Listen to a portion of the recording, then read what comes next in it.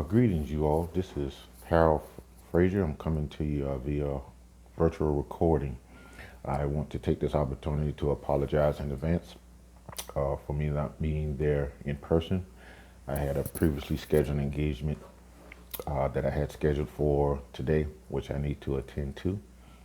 But today's course session will be discussing chapters 6 and 7.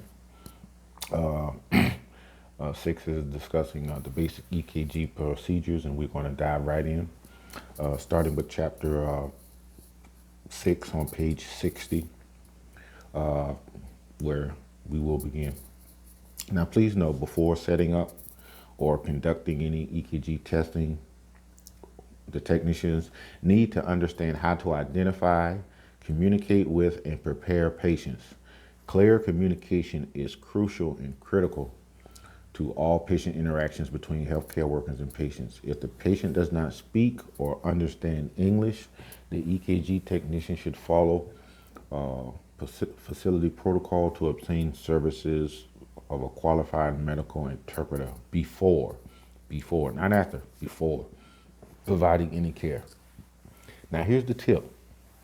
Language interpretation is key to quality care for patients whose first language is not English. Medical interpretation ensures that patients are able to understand the care they're receiving, answer questions from healthcare workers, and ask any questions that they may have. Many facilities use a phone or computer-based language service to provide medical interpretations. The EKG technician should be familiar with this system, and honestly, you will receive some type of in service into regards to the language interpretation service, whether it's phone or computer based. You will receive a in service at the facility where you're working. A patient's friend or family member may help only with the initial communication, but a medical interpreter or translation service should be accessed before any care is provided. Now, this is very important. You will definitely need to know this. This is the test question. Identification is the first step when preparing a patient for an EKG testing. And that should be commonsensical because you want to make sure you're performing the right test on the right person. Identifying a patient ensures that care is provided to the correct person. Failure to properly identify a patient could also link the patient information to the wrong medical record and establish a second medical record for the patient, which could be costly. Either situation can prevent the physician from accessing important medical history. Now, proper identification is typically established by two identifiers. Now, this is the test question. You will see this again. The patient's full name and date of birth. That is the two ways of establishing proper patient identification. When the EKG technician introduces herself to the patient, she should ask the patient to state her name and date of birth, and then ask the patient if this is correct. For example, my name is Harold. I'm the EKG technician. I'm here to perform an EKG. For your safety, can you repeat your full name and date of birth? You can kind of switch it up and do it however you feel comfortable, but just as long as you include those two questions in your statement or whatever system you have in place, just make sure you discuss that accordingly. Patients may not hear well or may not understand the technicians. Many people are embarrassed, which is true, to ask someone to repeat a question and may agree without understanding. The patient address or room number should not be used as identifiers, since these things can change. For example, today they may be in room 402. They come back for the testing. The air conditioning went out in the room 402, so they moved their room to 403. That's just an example. So always rely on the name and the date of birth. The patient may be wearing a bracelet printed without identifying information. The EKG technician should always verify that the information is in the patient record, matches what the patient says on the ID bracelet. Any information that does not match, the technician should follow hospital procedures to report the problem. He should not perform the test until the patient's identity is confirmed. Now, many hospitals or facilities use barcodes, like beep, those same devices that you may see in your local Walmart or the grocery store. They use the barcode scanner to identify the patients. Now, the barcode scanner may not work if the information on the patient bracelet does not match the medical record. But within doubt, always use the name and date of birth, because sometimes you may have computer errors, and then sometimes the computers could be wrong. Now, if a facility does not use barcodes, the EKG technician will enter information manually into the EKG machine before starting the patient test. In most cases, the technician will enter the full name, the date of birth, the gender, the race, the medical record number, and the name of the doctor who ordered the test.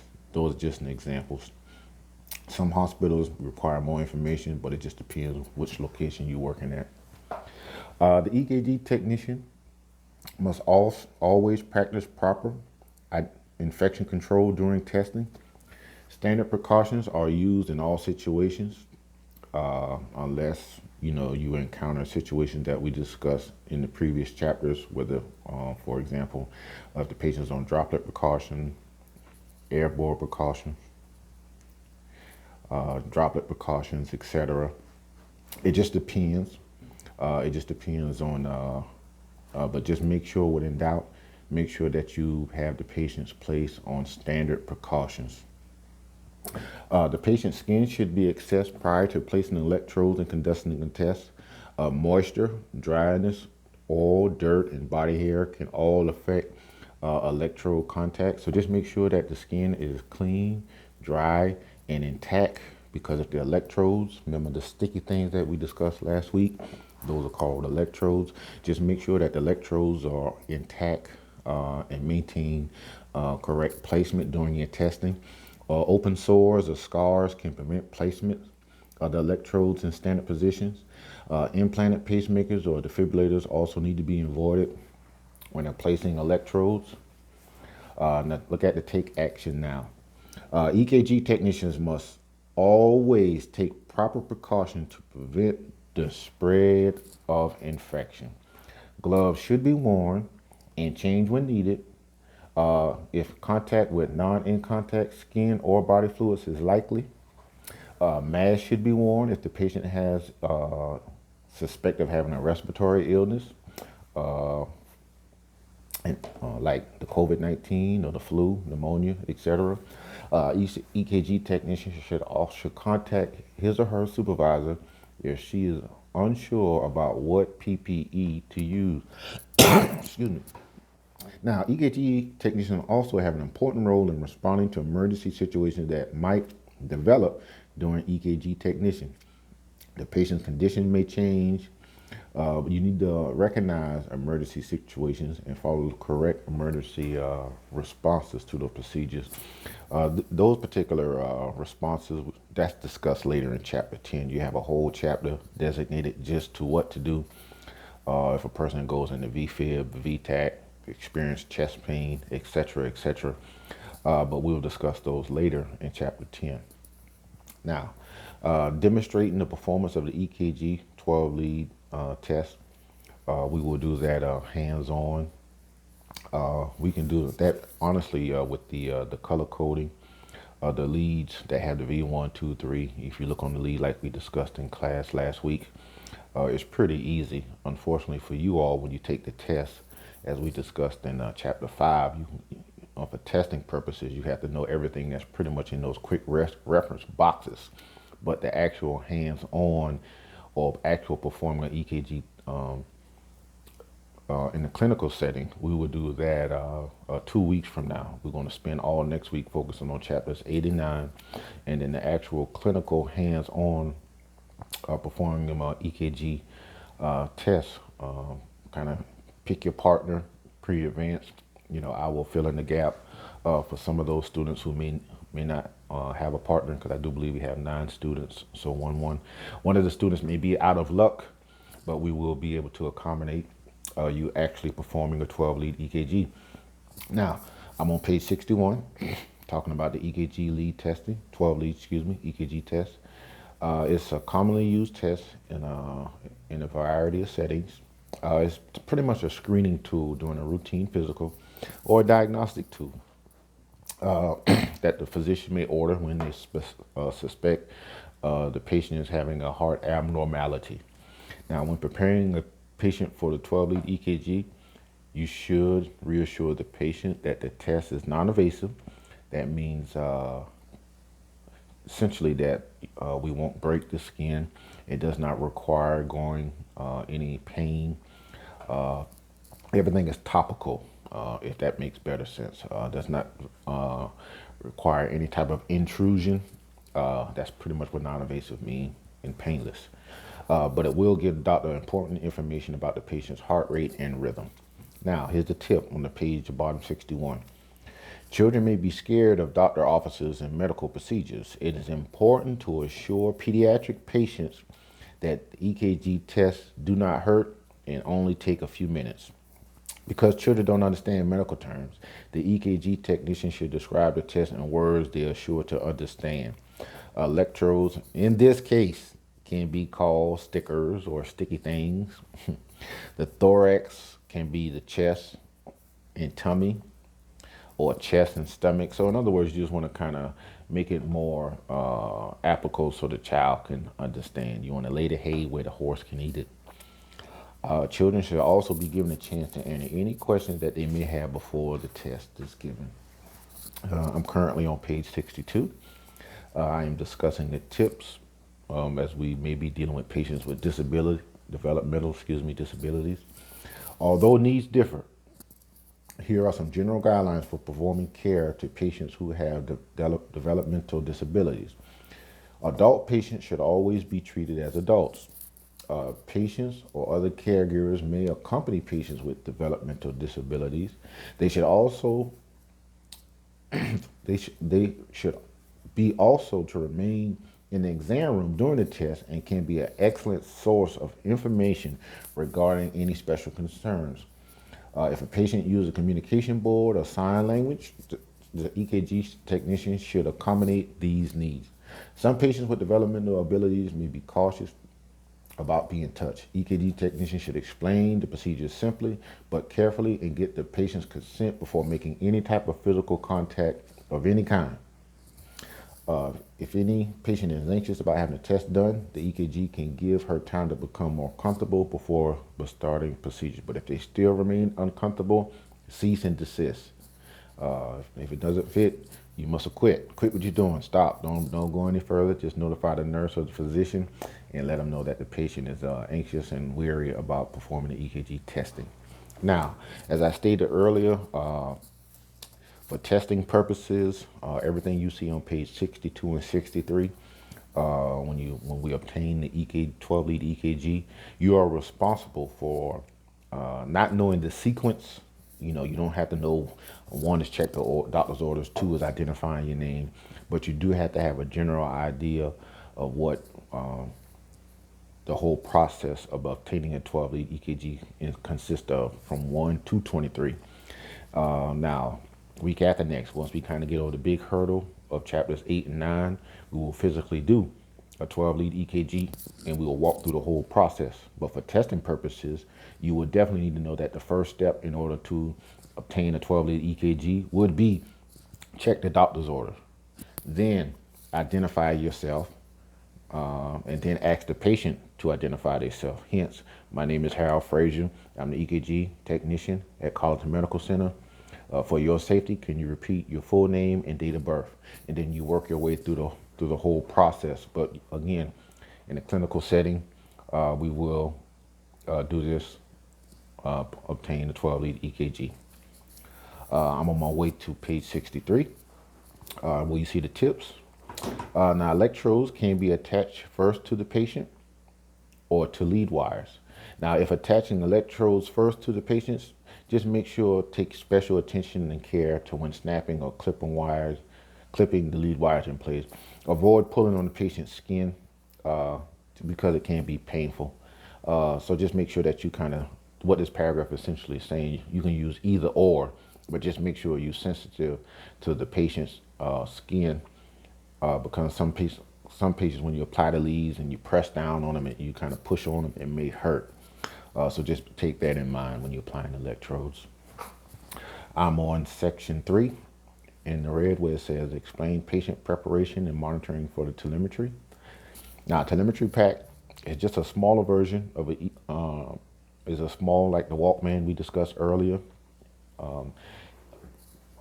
You have the telemetry unit. That's the room kind of separated from the classroom. It's used to monitor the patient's heart rate and rhythm. Telemetry technicians monitor signals from multiple patients. You have as high as maybe 20 patients all in one room, and you are on one floor, and you monitoring each of the patient's rhythm. And when there's a change or any type of subtle change, the good news, if it's a real small subtle change, the computer will notify you, the machine will notify you, and you will notify the nurse. For example, if the person has a spike in the heart rate or rhythm, the machine will give you a subtle indication, and you'll pay particular attention to that screen. Now, once we discuss in chapter 8 and 9 how to interpret rhythms, you will be more prepared for it. But the machine will tell you that the patient had a run of SVT or any type of change in rhythm. You would, once you train, yet again, receive training and some education on in chapters 8 and 9 on how to interpret those rhythms. Then you would take that information, forward it to the physician, and say, hey, my patient in room 407 had a run of SVT, etc., etc. And that's your whole role and duty when you're working in the telemetry unit or the telemetry pack. As you see on page 64, you know that the telemetry units come with a small pouch with straps around it, as you see identified in the picture. See how it kind of looks like a little Walkman, aka iPod. You'll have 5 leads attached to the patient's chest, and you're monitoring the rhythms at all times. Knowing on the aggravating thing about having these particular boxes on, because sometimes the wires become this large or they fall off. And the only thing you simply do is just go in the room and place the electrodes back on the patient. Now, you see a teleprompter, a set of instructions on page 64, or of how to manage and how to apply the telemetry pack. You don't have to memorize the entire process. But you do need to know at least that the first thing you do is check the batteries in the pack. Make sure that they work. Then you'll identify yourself, like I discussed with the 12-lead EKG. And then essentially just make sure that you wash your hands at the end of the procedure.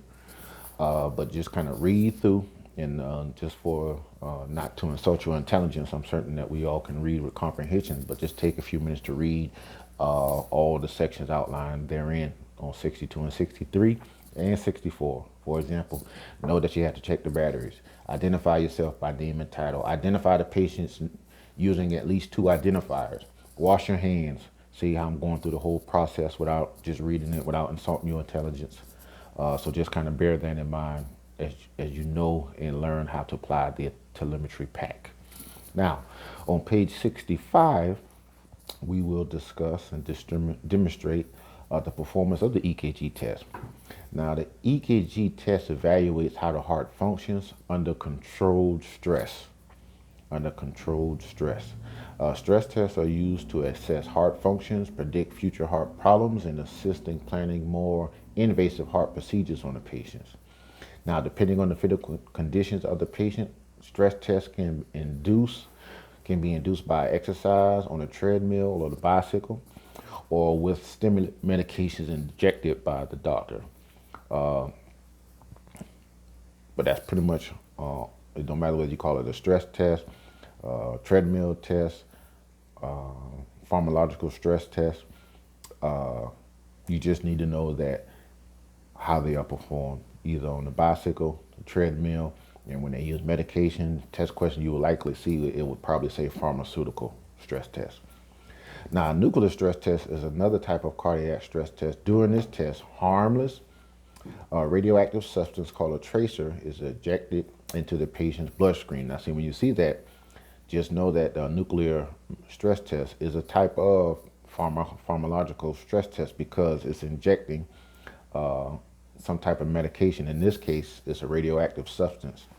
The movement of the tracer It's monitored while the patient exercises and then while the patient is at rest.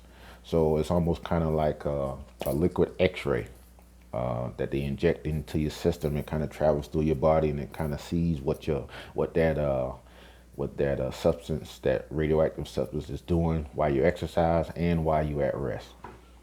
Now, when it comes to EKG stress tests and nuclear stress tests, here are some preparation instructions that you will have to know what to give to the patient prior to testing. And these are considered test questions. You will see them again. You want to have the patient avoid caffeine, coffee, tea, soda, chocolate. Uh, you know, those are examples of stimulants that can cause the heart to race. That's why you want to avoid those particular substances prior to a stress test. Keep in mind that even decaffeinated coffee can contain some caffeine, so you want to stay away from those as well. Obviously, you want to follow the doctor's instructions about taking any regular medications for 24 hours before the test. Do not eat or drink anything except water 3 hours before the test. Patients who have diabetes should consult your physician prior to. Now, for testing purposes, it's going to say do not eat or drink, but you're still responsible. If you see the test question and it says NPO, we at the stage in our course where we should know that NPO means do not eat or drink except water, except 3 hours before the test. And the reason that is because if you drink water, or at least the theory is, as you drink water and they try to put your heart under that stress, it can cause nausea with emesis, vomiting. So that's why they are NPO, except water, 3 hours before the test. Tell them to make sure that they wear comfortable clothing. Bring all your medications the day of the test, and just let them know that the procedure will last 2 to 4 hours, and a medical professional will be present or in the near vicinity for the entire test. Let them know that just for their peace of mind, that they'll know that they're not stuck on the island by themselves. A 12-lead EKG is conducted before the patient starts exercising and then continuously during the test. The EKG is then repeated at 5, 10, 15, 20, 25, 30, 35, 40. No, let me stop. Not that often, but it's repeated at 5, 10, and 15 minutes after the exercises is completed. So you'll definitely need to know that. And then the vital signs are also monitored every 2.5 minutes during the test. So that particular paragraph, you definitely need to know. Now, you will also definitely need to know, this is a test question, you will need, in order for a stress test to be considered valid, the patient must reach 85% of her predicted maximal heart rate. And then the way you calculate it is what you see right there on page 65 towards the bottom. You want to take the 220 from the patient's actual age equals the age predicted maximal heart rate. And then what you will do, you will multiply that age predicted maximal heart rate times 0.85. And then you will get the targeted heart rate goal for the stress test. And you see the example right underneath it. So what you would do for a person who is 54 years old, you will subtract 22 from that 54-year-old person, and that should give you the age predicted maximal heart rate of 166 beats per minute. Then you're going to multiply that beats per minute times 0.85, and then that will give you the targeted heart rate for the test. You will see that formulated in the test question. You just have to memorize that formula. The only thing that will be different will be the patient's age. So everything will be the same with the exception of the patient age. The test question is going to ask you what is the maximum heart rate for maybe a 43-year-old, a 63-year-old. Only thing you have to do is just plug that number in, subtract it from 220, and work your way through the whole formula, and you'll get your answer. Now, when the person, I'm on page 66, as the person is taking a stress test, here are some of the things you want to, the signs and symptoms you want to be mindful and monitor closely while the person is experiencing that particular stress test. Pay attention that they report dizziness and shortness of breath, any increase in the baseline blood pressure, everything that you pretty much see identified by the dots on page 66. Stress testing should be performed by personnel trained in CPR in a facility equipped with oxygen, and make sure you have automatic external defibrillator, AID, or a crash cart if needed, especially for those who are BLS certified, so we can intervene if necessary when these patients could start to crash. Hence, that's why they need a crash cart. All right. If this occurs, the test should be terminated immediately, and or if the patient wishes to stop. The patient do have that right to stop. This is not a sporting event. We are not to encourage them to keep going. You can do it. That is not our objective. Our objective is try to maintain, to see what type of stress that their heart can actually maintain, and if they report they are fatigued or tired or they're hurting or any experiencing any of these symptoms, that mean their heart is pretty much meet the breaking point of stress. That's why they want to stop. So stop.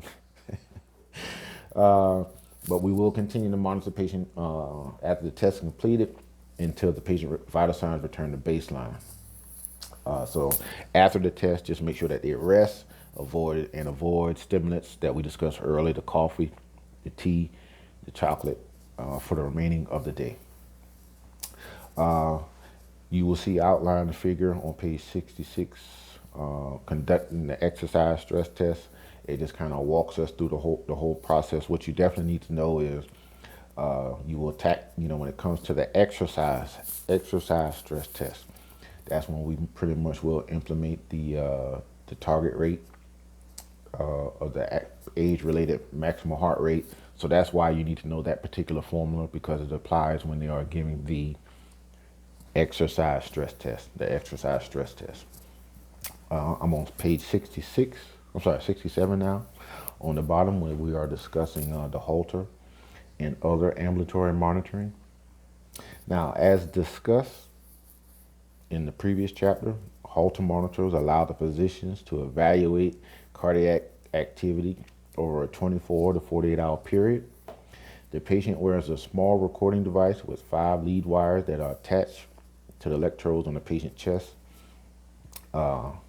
Placing electrodes securely is very important in ambulatory monitoring because the patient will wear it for 24 hours. So what that's simply saying is just make sure that you, as you're wearing your monitor, just kind of take a few minutes just to kind of look at your chest periodically to make sure that the leads are in place, because if the leads are not in place, it's not able to give the accurate information that the doctor needs to determine what's going on with your heart rhythm. But I'm almost certain 9 times out of 10, those patients who are discharged or sent home with the Holter monitor, if the electrodes or the lead wires become dislodged, you will have a company or a doctor's office or some computer generated system will call you to notify you that, hey, your leads are off, are you okay, what's wrong, etc., etc., can you put it back on?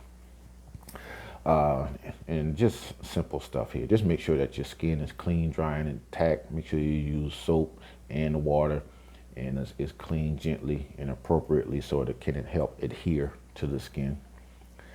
Now, just for testing purposes, just know that patients undergoing ambulatory monitoring can, continue their everyday activities. And with that being said, there's an increased chance that the electrodes and the lead wires will be pulled or tugged. And this can disrupt the recording and make it harder to read. It's going to create some tracings. That's just those squiggly lines that, you can kind of see outlined on the EKG paper. But what we can do to prevent that from happening is creating a stress loop. As you see outlined on the bottom of page 67, that figure on the bottom, that stress loop, and this is just for testing purposes, the stress loops reduces tension by placing electrodes, when they're placed on electrodes by the patient's moving, and all you have to do is just simply create that loop, as you see diagram on that particular page. Now, when it comes to Holter monitoring, here's certain pertinent information that you need to pass on to the patient, and that's on the top of page 68. Just make sure to notify the doctor office when the leads fall off. Don't remove the lead wires. Call 911. Everything that you pretty much see identified on this particular page on 67. It just gives you some of the signs and symptoms you need to be aware of, and teaching materials you need to pass on to your patient. And what you see also on page 87 is another step-by-step, and it just kind of show you how to apply the Holter monitor. Yeah, again, I can read this to you verbatim again, but this is pretty much, it's just very commonsensical. First, you would identify your name and your title, then have the patient identify themselves with the name and date of birth, wash your hands, etc., etc. And then as you apply the Holter monitor. Now, on page 69, we will discuss just briefly the importance of accurate record keeping and patient confidentiality. Some of the things and the most important thing you need to know with this particular chapter is the EKG technician is responsible for documenting EKG tests appropriately after tests are completed. Most medical facilities use electronic healthcare records. The completed and labeled EKG must be uploaded into the record so it will be available for viewing by all medical providers. Some machines automatically, some machines you have to manually put the results after it's printed in the chart. But we are responsible for that. All healthcare workers must take precautions to maintain confidentiality when dealing with patients' health. We all know this. This means that protected health information, PHI, must be kept privately. This includes examples of the address, their social security number, their address, their phone number, their cell number, the credit card information.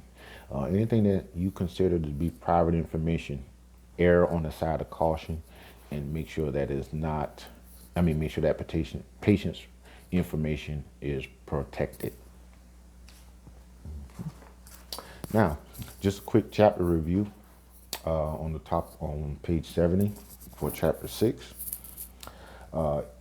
Please always know that the EKG technicians must always identify patients before conducting tests, use proper identification, infection prevention measures throughout patient contact, and document the patient's medical information and results. Now, in emergency situations, again, we will discuss in further detail in chapter 10, but just know for this particular test area or chapter's review, if any emergency situations arise, EKG testing, the technicians must immediately call for help and follow the facility's procedures and procedures. After completing the EKG test, the technician should follow